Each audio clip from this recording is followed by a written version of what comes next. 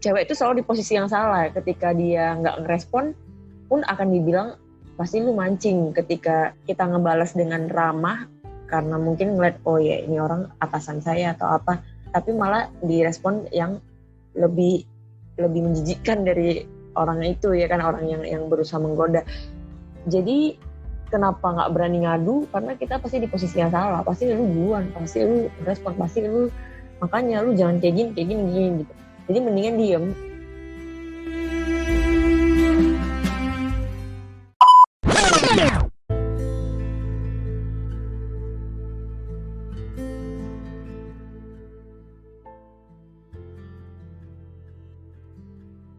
Hey guys, kembali lagi bersama saya Daniel. Saya Teddy. Dan saya Doni. Di podcast Sambil Nyetir. Jika kita perhatikan, orang tua single atau single parent cenderung diasosiasikan dengan stigma negatif di masyarakat. Stigma negatif ini bisa disebabkan oleh beberapa faktor. Faktor tersebut yakni bisa jadi faktor ekonomi, faktor sosial, dan budaya. Namun, menjadi single parent bukan berarti serta-merta seseorang itu tidak bisa sukses dalam hal-hal lainnya. Nah, Bang Teddy, siapa narasumber kita hari ini? Siap Mas Deka. Bersama kita hari ini telah hadir Mbak Stacy, seorang super mom kita bilang. Selain dia adalah seorang single mom, Mbak Stacy ini juga adalah pemilik bisnis loh. Yang pertama ada Pasar Titip. Instagramnya itu @pasartitip. Dan yang kedua ada Love and Art Studio, atau biasa disingkat Last Studio. Instagramnya di @studio_last. Nah, mantap kan ini kan? Langsung yuk kita ajak ngobrol. Halo Mbak Stacy, terima kasih sebelumnya sudah berkenan hadir di podcast Sambil Nyetir. Pertama, apa kabarnya dulu Mbak Stacy? Halo, baik banget, puji Tuhan. Meskipun lagi pandemi kayak gini, tetap semangat. Sebelum kita mulai, sebagai disclaimer aja, semua pertanyaan kita hari ini itu nggak bermaksud untuk menjudge Mbak Stacy sebagai single mom. Kami berharap episode ini bisa menjadi sharingan untuk pendengar-pendengar kita sekalian. Jadi kita semua bisa dapat belajar sama berkaca dari pengalaman pribadi Mbak. Jadi Mbak, kita langsung itu aja ya, to the point ya. Ini kan kita bicara single mom ya gitu ya. Ini sudah berapa lama sih Mbak Stacy ini jadi single mom? Kayaknya kurang lebih 3 tahun gitu deh. 3 tahun ya, 2017-an berarti ya. Nah, kalau boleh tahu nih, menjadi single mom ini terjadinya mendadak atau udah ada, maksudnya udah dipikirkan lama, baru tiba-tiba keputusannya keluar? Nggak, bahkan sebenarnya nggak dipikirin kali ya. Kadang kayak keadaan kayak gitu kan kita nggak pernah tahu. Cuman apa ya, memang keadaannya harus kayak begitu ya dihadapin. Meskipun sendiri ya bisa sih, untungnya masih ada keluarga yang support untuk ya jangan sampai down dan tetap harus semangat terus kerja. Dan ya gimana ya, kalau soal merencanain apapun ini kan sebenarnya nggak ada ya mau merencanain. Ya kalau bisa sih punya complete family lah gitu. Mungkin kalau di sini sering banyak single mom atau single father di mana-mana di tempat kerja, tidak begitu unik. Ini hal-hal yang wajar di sini. Cuman yang unik dari mereka ada yang semuanya terjadi secara mendadak. Mungkin ada abuse domestik, ada pertengkaran yang luar biasa sehingga tidak banyak waktu diambil untuk mengambil keputusan tersebut. Ada pula teman-teman yang lain di mana kedua belah pihak saling berdiskusi satu sama lain, mungkin seminggu, 2 minggu, 1 bulan, ataupun sampai 3 bulan, ataupun sampai 1 tahun sebelum tindakan ini diambil. Di kasus Mbak, bisa sedikit dijelaskan yang mana mungkin masuk ke kategori yang mana? Pastinya keputusan bersama sih, kalau misalnya udah, karena kan sebenarnya permasalahannya lebih kompleks dari itu. Cuman karena udah sama-sama dewasa dan kebetulan kan pasangan yang sebelumnya itu memang bukan tinggal di satu kota. Jadi mungkin karena nggak bertatap muka, mungkin diskusinya lebih bisa dengan kepala dingin daripada yang bertatap muka yang mungkin kadang bisa maki-makian gitu kan. Baik. Oke. Pernahkah dibayangkan terlebih dahulu apa yang menanti di depan, atau semuanya dihadapi as you go begitu? Semuanya dihadapi as I go. Sebenarnya kalau dibayangkan sih enggak ya. Cuman sebenarnya lebih ke avoiding untuk dibayangin, karena kalau dibayangin pasti banyak banget kan kayak obstacle-nya, dan apalagi tinggal di Indonesia dan di kota, bukan kota, mungkin di Jakarta, misalnya tinggal di Jakarta mungkin udah biasa lah ya, single mom, janda misalnya orang bilangnya, ya udahlah kenapa emangnya gitu, bahkan anak yang umur 20-an aja udah jadi janda gitu loh. Sedangkan kalau di kota kecil, kota Medan ini kan beda ya, orang pasti akan lihat, kenapa, pasti ada something wrong nih, kenapa sampai dia bisa nggak sama pasangannya. Dan juga pasti orang kan ngejudge, ini janda ini suka ngegoda suami orang, kayak gitu-gitu. Oke. Ketika semua ini terjadi dan setelah semua ini terjadi, apakah Anda cenderung merasa relief atau lega, atau lebih ke perasaan guilty atau mungkin merasa sedikit bersalah? Mungkin bersalahnya ya bukan kepada pasangan ya, mungkin lebih kepada anak ya mungkin.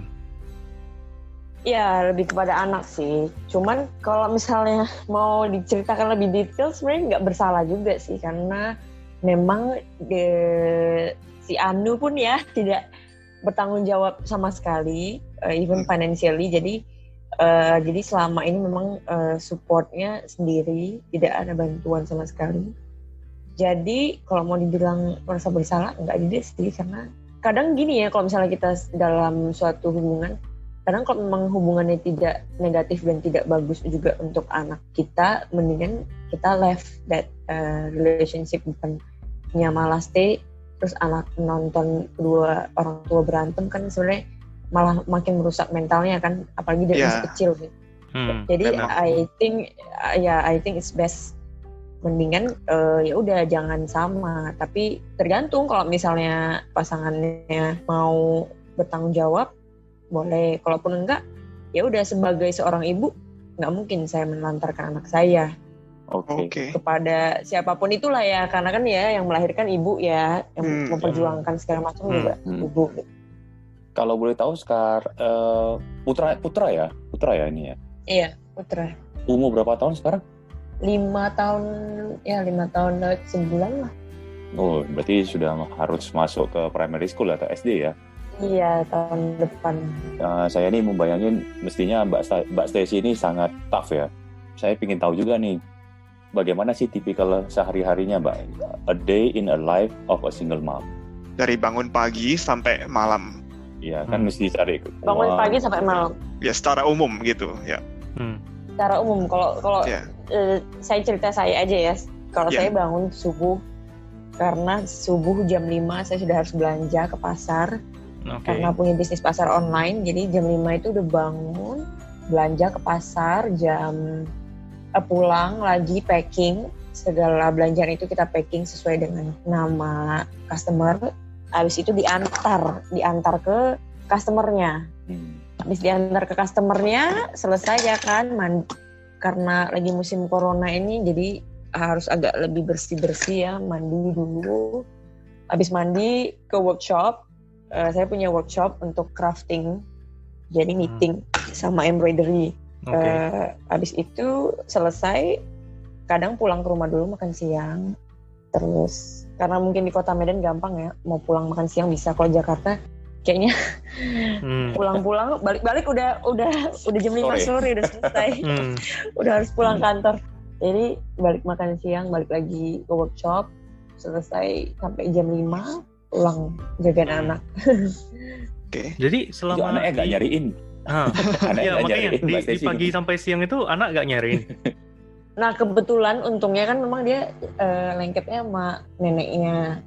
Karena dari hamil, bahkan dari hamil sampai melahirkan anak umur 3 bulan itu udah balik kerja. Jadi nyusuinnya juga cuma sampai 3 bulan, balik kerja. Karena kemarin melahirkan di kota Medan, bulan ketiga melahirkan, udah terbang lagi ke Jakarta, kerja, karena waktu itu masih punya butik di daerah Termongen Sigi, Jakarta. Jadi balik kerja. Jadi emang sebelum punya anak dan setelah punya anak emang tipe working mom sih, yang benar-benar non-stop working. Jadi anak juga udah kebiasaan ditinggal dan sama neneknya. Cari sih ada, paling kayak ya kelamaan nggak ketemu, rindu. Wah, untungnya benar-benar ada keluarga yang ini ya, sangat membantu ya, Yang sangat support ya. suportif Iya, sekali. ya karena cucu pertama ya mungkin ya, jadi Oke. Jadi Stacy, yang saya tahu biasanya kalau orang tua sudah berpisah, ada co-parenting arrangement. Kalau di sini ya, mungkin 2 hari bersama si ayah, 3 hari bersama si ibu, atau mungkin ada agreement atau persetujuan, mungkin setiap 2 minggu sekali si anak ke tempat si ibu, atau setiap 2 minggu sekali tinggal bersama si ayah untuk pergi sinema atau apalah. Di Indonesia ada gak sih hal seperti ini? ada, itu namanya sharing custody kan. Ya, Nah, kalau di sini emang ada, jadi kapan sama ayah, kapan sama ibu, atau ada yang sama ibu terus nanti umur 18 sama ayahnya gitu. ini saling pengertian saja atau ini di-enforce oleh hukum di Indonesia? Hukum sih, karena dari hukum kalau misalnya ini kan dilihat dulu misalnya alasan cerainya kenapa, apakah ibunya capable untuk menafkahin anaknya kalau ibunya mau ngambil, terus apakah mentally healthy. Kalau misalnya pun ayahnya berpenghasilan tapi ternyata abusive, ya nggak bisa. Jadi makanya kenapa harus ada cara hukumnya kayak gitu. Jadi senang tidak senang, suka tidak suka, kalau dua-duanya itu orang masih normal, tidak abusive, si ayah ataupun si ibu berhak untuk meminta waktu untuk anaknya. Meskipun kedua belah pihak mungkin sudah tidak ngomong lagi atau sudah tidak sangat membenci satu sama lain atau tidak mau berdekatan dengan satu sama lain, suka tidak suka, hukum mengharuskan bahwa ada pembagian waktu begitu. Iya, ada pembagian waktu, tapi tergantung misalnya kalau ternyata ayahnya kriminal ya nggak boleh. Oke. Jadi untuk kamu sendiri, Stah, kita boleh tahu nggak kira-kira? Kalau aku karena mungkin ayahnya nggak tinggal di Indonesia ya, jadi nggak mungkin juga sharing kasih jauh ya, harga tiket pesawat mahal. Oke. Jadi udah menyinggung sedikit, mungkin ini kalau berkenan ini dijawab. Maksudnya sang ayah ada nggak sih memberikan support secara financial? No, not at all. Makanya kenapa tadi ditanya merasa bersalah nggak sih? Enggak sih, karena I own this gitu loh, kayak I work for this. Jadi ya aku nggak merasa bersalah dan dia juga nggak berhak, karena sama sekali tidak ada campur tangan. Dan kalau untuk bilang benci nggak benci sama sekali. Alasan beliau, apakah beliau ada alasan yang valid?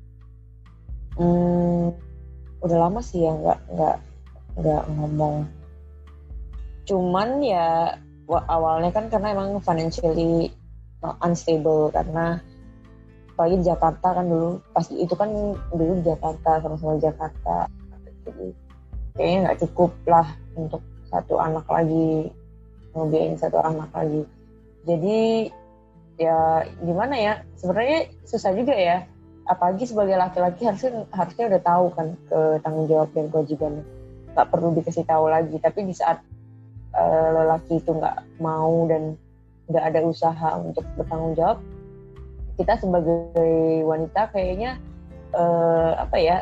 ngemis-ngemis kayaknya enggak ya, jangan sampai ngemis-ngemis. Dan di saat itu juga aku juga kerja, jadi kayaknya nggak pantas aja seorang laki-laki kalau harus dikasih tahu lagi. Kalau boleh tahu ya, komunikasi terakhir dengan beliau ini kapan ya? Waduh, udah lama lah. Tapi dengan orang tuanya masih. Oke. Terakhir masih juga posisinya di Jakarta atau di mana? Orang tuanya posisi berarti di Jakarta. omanya ya. Omanya di Jakarta. Oke. Omanya di Jakarta, dan terakhir masih komunikasi tahun lalu, mau ketemu. Cuman pas waktunya nggak bisa. Oke. Nah, jadi kan ini Mbak Stacy kan untuk anak Mbak sendiri itu kan kata orang nih, sang anak itu perlu sosok seorang ayah dan sosok seorang ibu. Karena kan bagaimanapun ayah memberikan mungkin disiplin, sense of play, maksudnya bermainnya. Sang ibu memberikan care-nya. Gimana sih Mbak Stacy itu, apakah ada cara itu mengatur, menyeimbangkan peran ayah dan ibu? Kebetulan di rumah juga masih ada kakeknya yang laki-laki, sama ada abang ipar, jadi nggak kehilangan sosok ayah juga sih.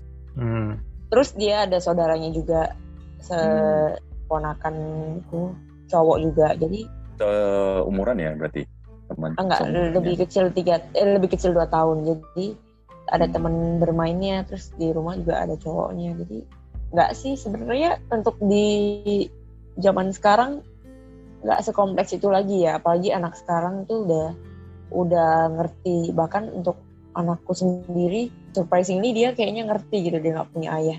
Pas ditanya malah dia kayak misalnya disuruh gambar nih di sekolah family, ya dia gambar ada neneknya, ada kakeknya, ada mamanya, udah. For him it's a family gitu. Oke. Dan dia bahkan nggak bertanya kenapa dia punya ayah, saya nggak punya ayah gitu. Ya. Oke, nah kita bicara tentang sekolah tadi ya. Kalau misalnya sekolahnya ada event yang mengharuskan kehadiran kedua orang tua, itu gimana biasanya? Biasanya saya aja yang hadir, dan memang untuk zaman sekarang untungnya lagi, mostly orang tua yang lain juga nggak akan bisa hadir dua-duanya. Jadi antara salah satu. Benar juga. Jadi iya. Anak-anak ini nggak pernah mempertanyakan, karena bagi mereka ya emang where's mommy is working, where's daddy is working. Jadi emang mereka udah paham nggak mungkin dua sosok itu hadir gitu karena ada kesibukan. Jadi bagi dia mungkin karena setiap kali event juga yang selalu datang ya emang kebanyakan salah satu, entah ayahnya entah ibunya. Jadi dia nggak mempertanyakan, udah lumrah gitu. Oke, jadi kita lanjut ya. Sebagai ini berarti Mbak Stacy kan sebagai breadwinner, kita bilang pencari nafkah tunggal untuk keluarga Mbak. Ya, itu ada nggak tantangan secara finansialnya untuk menghidupi Mbak dan anak Mbak sendiri? Tentunya dengan background bahwa 2 orang bekerja itu pasti lebih efisien dari 1 orang bekerja secara umum. Betul itu. Kalau 2 orang pasti lebih banyak lah ya uangnya kali 2. Pasti. Kecuali yang satu tidur doang kan, atau malas atau gimana. Kalau misalnya 2 orang bekerja, mungkin nafkah suami untuk anak, nafkah istri untuk ke salon ya kan. Siap. Ini nggak boleh. Bagi yang punya istri. Ini nggak boleh dengar istriku ini. Bagi yang udah punya istri, udah tahu dong, bener kan? Uang suami adalah uang istri. Uang istri adalah uang istri gitu. Uang istri banyak banget, tabungan suami kebagi. Nah, kalau di sini kan berarti ada yang di-sacrifice, misalnya kayak yang harusnya kalau punya suami mungkin duit penghasilan sendiri ya biasa bisa beli baju, beli sepatu mahal, nyalon, mini pedi ya kan. Tapi dengan karena harus disisihkan untuk biaya anak, dan mungkin banyak lah ya untuk tabungan dia nanti kuliah, asuransi dan lain-lain gitu. Jadi ya itu yang harus di-sacrifice, makanya kan jadi butek kayak gini sekarang kan. Dulu pas bisa pakai bulu mata. Bisa beli makeup yang krim perawatan ya. Makeup yang di department store yang harganya lumayan ya. Sekarang kan makeupnya yang rakyat biasa. Bahkan keseringan nggak makeup apalagi ke pasar gitu. Itulah perbedaan. Kami ingin tahu Mbak Stacy, tadi bilangnya sempat pernah kerja kan ya sebelum memulai bisnis yang 2 plus studio dengan pasar titip ini. Sempat bekerja sekian berapa lama? Sebelum pandemi ini kerja di event organizer 1 tahun lebih, 1 tahun 5 bulan kerja di event organizer. Setahu saya event organizer itu hectic banget, bener-bener sangat hectic. Waduh parah, pulang selalu tengah malam, kadang subuh kalau lagi loading, terus bisa keluar kota yang sampai sebulan, kadang pulang pergi lagi ke Jakarta, ke Bali, kemana. Jadi capek sih, cuman ya penghasilannya lumayan di event. Nah, penghasilannya lumayan, Mbak. Itu kenapa nggak kerja lagi kalau boleh tahu ya? Apakah memang karena pandemi? Oh, ada alasan spesial? Nggak, karena emang pandemi satu, dan pas pandemi ini ada pengurangan gaji, which is udah nggak make sense untuk kerjaan event yang warau Istilahnya nggak gitu. nutup ongkos lah ya. Nggak nutup ongkos dengan waktu yang terbuang gitu. Maksudnya gini, gajinya dipotong 60% ya kan, tapi kerjaannya tetap sama gitu.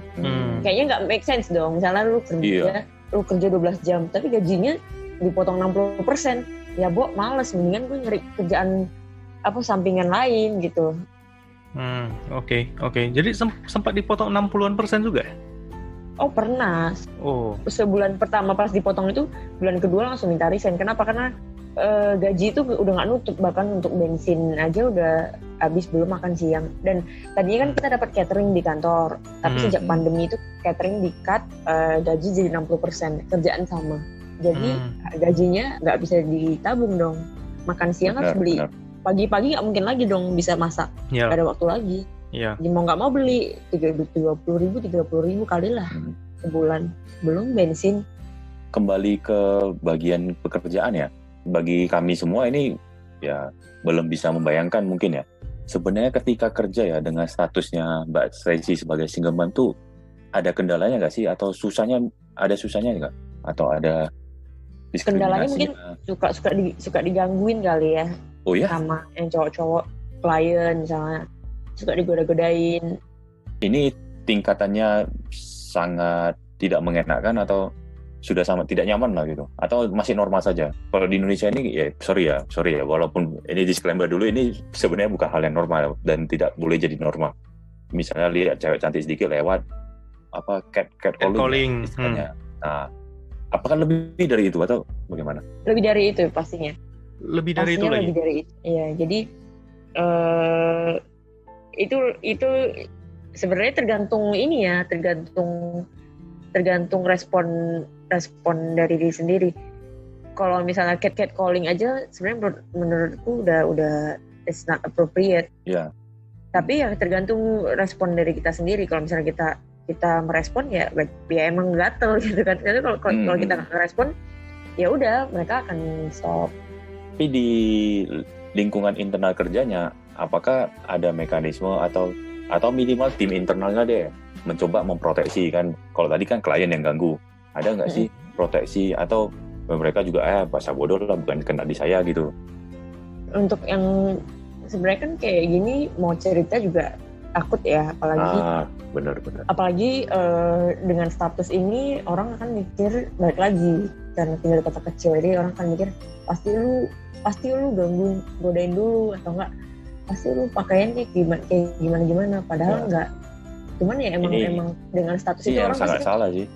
Ini yang sangat salah sih. Selalu wanita posisinya selalu kalah dalam hal seperti ini kan.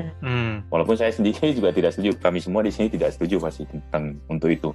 Jadi kalau kalian sering ngeliat yang sexual harassment itu, kenapa kebanyakan orang yang di harass itu nggak berani ngomong?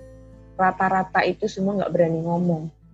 Kalau dikumpulin itu banyak di Indonesia, banyak tuh kasus. Ternyata setelah satu ngadu, semua orang ngadu. Karena gini ya, cewek itu selalu di posisi yang salah. Ketika dia nggak ngerespon pun akan dibilang pasti lu mancing. Ketika kita ngebalas dengan ramah, karena mungkin ngeliat oh ya ini orang atasan saya atau apa atau klien, tapi malah direspon yang lebih menjijikkan dari orang itu ya kan, orang yang berusaha menggoda.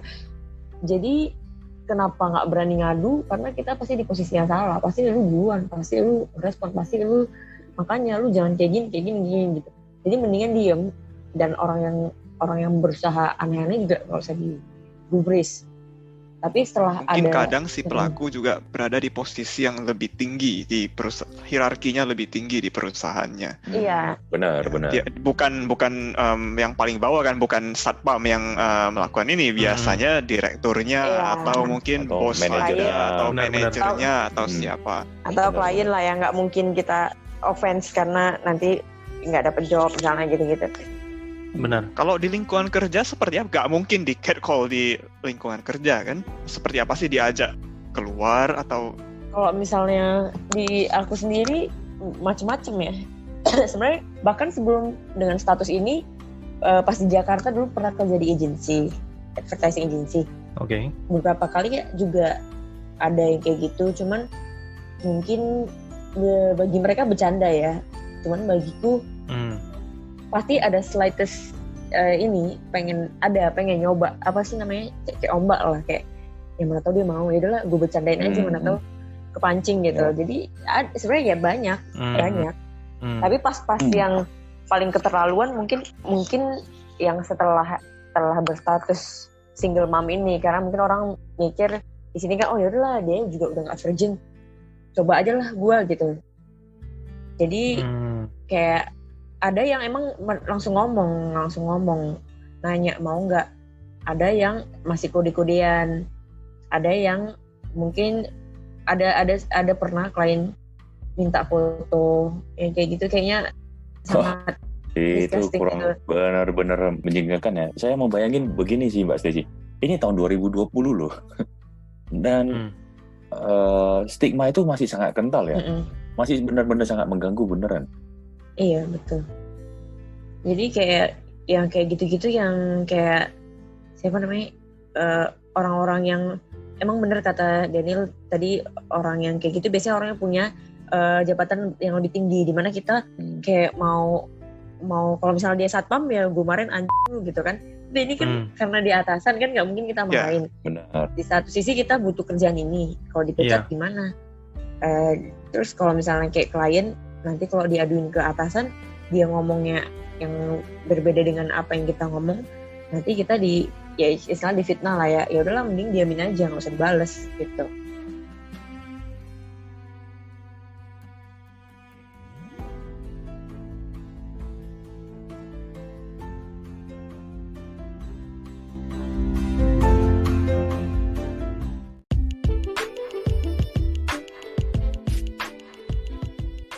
Hey guys, tahu nggak podcast ini direkam pakai Anchor?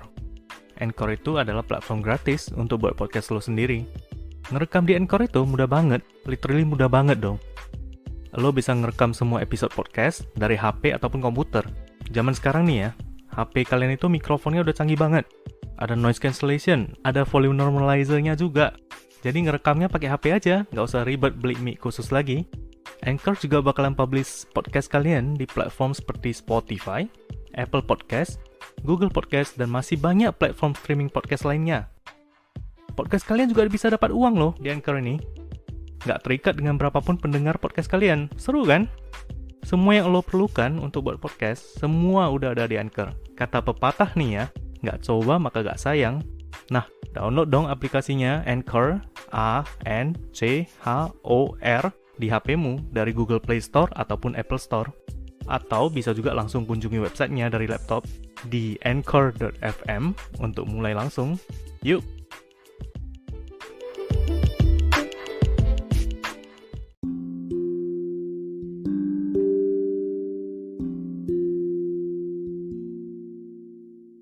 Penasaran nggak dengan lanjutan cerita Mbak Stacey ini? Yuk dengerin sambungannya di episode berikutnya. Ingat follow Instagram kami ya, di @podcast.sambilnyetir, dan Spotify kami juga di Sambil Nyetir tanpa spasi ya. Sampai jumpa di episode selanjutnya.